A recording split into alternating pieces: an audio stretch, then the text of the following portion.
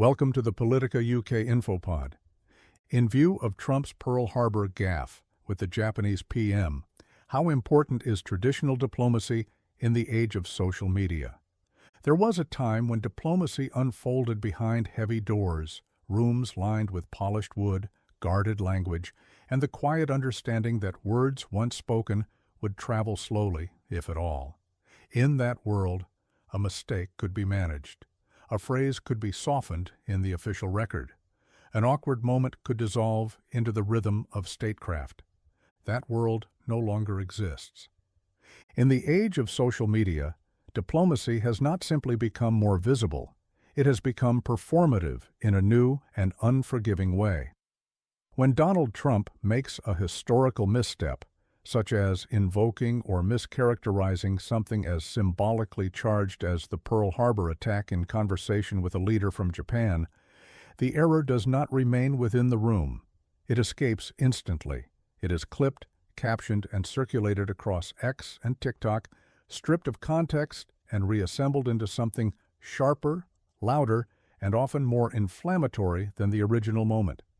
And yet, beneath this acceleration, the fundamentals of diplomacy have not changed at all.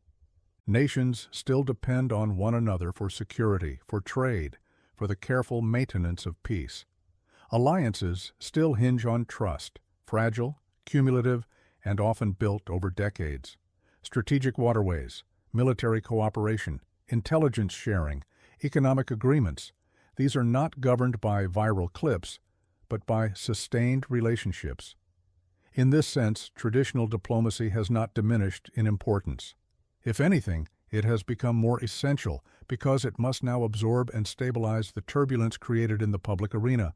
What has changed is the environment in which diplomacy operates. Leaders today exist in two simultaneous theaters. There is the diplomatic space, measured, coded, and deliberate, where meaning is layered and language is chosen with precision. And then there is the social media space, immediate, emotional, and relentlessly public, where meaning is flattened and speed is rewarded over subtlety. A comment made in one space now instantly reverberates in the other, often without translation. This creates a profound tension. Social media favors clarity, even when that clarity is crude. It rewards personality, even when personality disrupts protocol. It thrives on reaction. Diplomacy, by contrast, depends on ambiguity, on restraint, on the careful avoidance of offense. Where social media accelerates, diplomacy must slow things down. Where social media amplifies, diplomacy must contain. When these two modes collide, the consequences are rarely dramatic in the immediate sense. Alliances do not collapse overnight because of a single remark, but they are cumulative. A poorly chosen reference, particularly one tied to historical trauma, does not simply register as a slip of the tongue. It signals something deeper, a lack of attentiveness, a failure to recognize symbolic weight, a momentary lapse in the discipline that diplomacy requires. And for allies, especially those with long historical memory, such moments are quietly noted, even if they are publicly smoothed over.